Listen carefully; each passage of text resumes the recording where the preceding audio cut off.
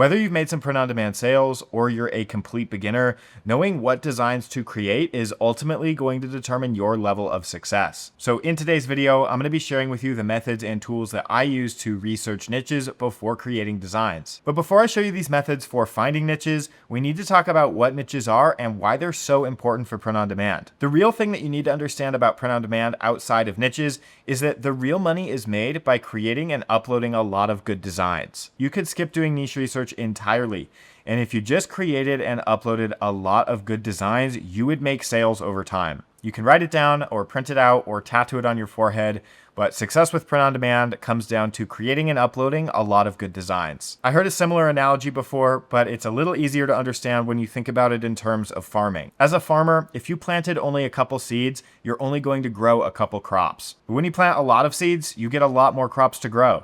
Make sure to upload a lot and also make sure to make them good. Niche research makes it so that when you create those designs, you'll get a lot more sales. And it also helps you identify what's good for the designs you're creating in that niche. Back to our farmer example, you grow crops when you plant seeds. You'll grow even more crops when you plant lots of seeds. But when you plant lots of seeds in super rich soil, in the right climate, in the perfect conditions, that's when you get the absolute most amount of crops with the least amount of effort. This is what niche research is. It's looking for spots in the market to plant seeds in. We can look into niches before we spend time making designs so that we can see how it's currently doing and then predict how it might do for us. This video is going to show you my methods for doing niche research, but let me quickly show you what a profitable niche actually is. Now you can identify a profitable niche because it will have some of these 4 traits.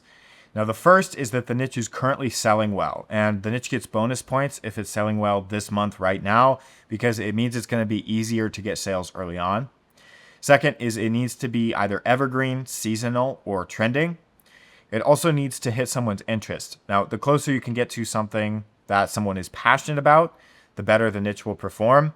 And finally, the competition level. So there's always going to be some amount of competition, but competition relative to sales in that niche is really what you're looking for.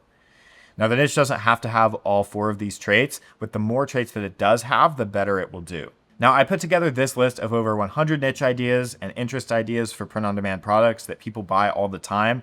So if you want to jumpstart your research a little bit quicker, then you can download this right below the subscribe button completely for free. And it's also got this niche profitability checklist in here as well. Now, the first research method that I use is completely free, and I call it the rabbit hole method. Now, even if you're not selling on Etsy, it's one of the perfect places to do niche research since all the sales data is public, but other marketplaces like Amazon can work just as well. Just make sure to start your research in an incognito window. I'm going to start my research by using camping as the niche idea. And so here we'll just make a search for camping shirt. Now, Etsy's unique here because instead of having to guess, they put these badges on everything that's selling super well. So they're basically telling you exactly which products are currently working. When you click onto a listing, you'll be able to see if it has a bestseller badge, which this one does. And then if you scroll down, you'll also see the shop overview card, which will show you how the overall shop is performing. One of the best indicators for a profitable niche or product idea is if it's getting reviews. You can see that this specific listing has a bunch of photo reviews. So not only did customers like the product enough to leave a review, but they included a photo with their review. You can also see that a couple of the reviews actually did come in this month, which means it's still currently selling. Now, if a product is selling super well, sometimes Etsy will put this badge at the top of the listing to show you exactly how well it's selling in the last 24 hours. 38 times in the last 24 hours is not bad. Now, this method can work really well to get you started. The issue is that you can't see how much competition there is, and you can't see how many sales or how much money any of these listings are actually making, and it just doesn't give you a full picture overall. And so that's where a paid tool can come into play. As you guys know, I'm very careful about what I recommend because I want you to be able to get started for as low a cost as possible. But for things like niche research, where you're trying to look through a ton of listings all at once to find the absolute best ones, a tool is able to process a lot of data way better than you can on your own, which ultimately saves you a bunch of time and gets you sales sooner, which ultimately makes you more money. A tool like Listing View can give you a super detailed breakdown of how well niches are performing.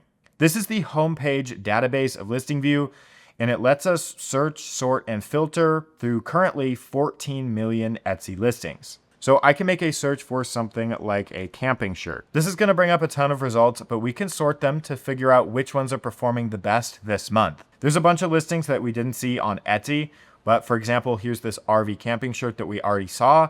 So let's click on it and take a look. This is where we can start to learn a lot more about the niche. So for example, this listing has made around 1,000 sales and around $400 this month, which doesn't sound too crazy, but just remember that the goal is to create and upload a lot of good designs.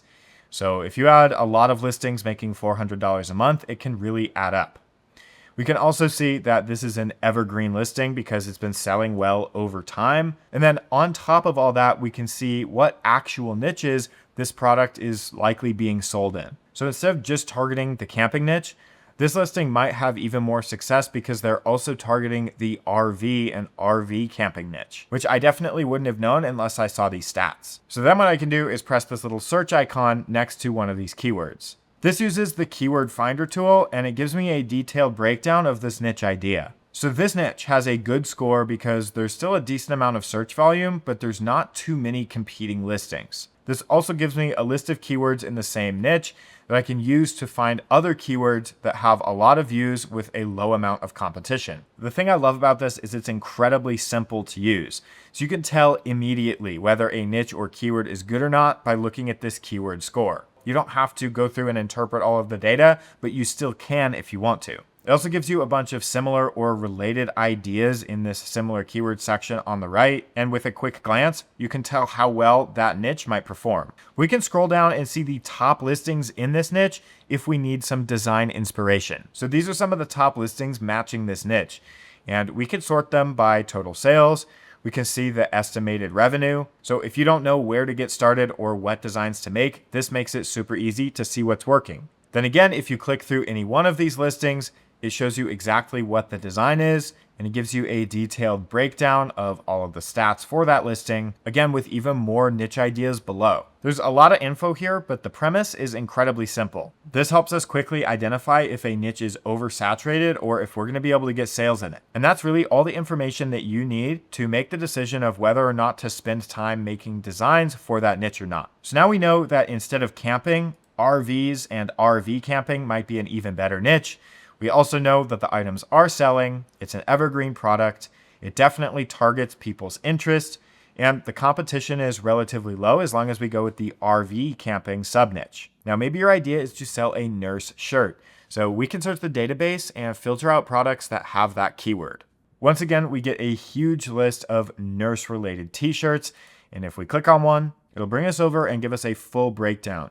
You can see that this listing is currently trending. I can see that it's somewhat new since it was posted earlier this year, and it's currently making a good amount of monthly sales. And then I can scroll down and get a good idea of which keywords are actually driving the sales, which in this case is nursing school shirt, leopard nurse shirt, new nurse gift, NICU nurse, and so on. Even though the broad idea is that this shirt still targets nurses, the keywords that they're using to get sales perform completely different from one another. So when you go about creating your designs, you know exactly what to target to get more sales. Now, you definitely can't come and just copy these designs, but you can absolutely use the niches and the designs as inspiration for your own. The only real downside here is that Listing View can be a little bit slow at times since it's processing millions of listings and so much data, but it has been getting faster every single week and the data is as accurate as possible. Some research tools do things like dividing the total listing sales by the listing age to come up with monthly sales, which is an issue if that listing made all of its sales 8 years ago, but it isn't currently selling right now. So Listing View pulls in all of its data directly from Etsy to get the most accurate estimation possible. At the end of the day, regardless of if you choose to use a tool or not, success comes down to creating and uploading a lot of good designs. Niche research is just something that you can do to maximize the time you spend when you actually make those designs. Now, tools like Listing View have a bunch of other features, so if you want to see more videos or you just want to hear me talk about it a little bit more, then let me know in the comment section and maybe I'll make those in the future. Again, you can get that free niche ideas list right below the subscribe button. I hope this video was helpful, and as always,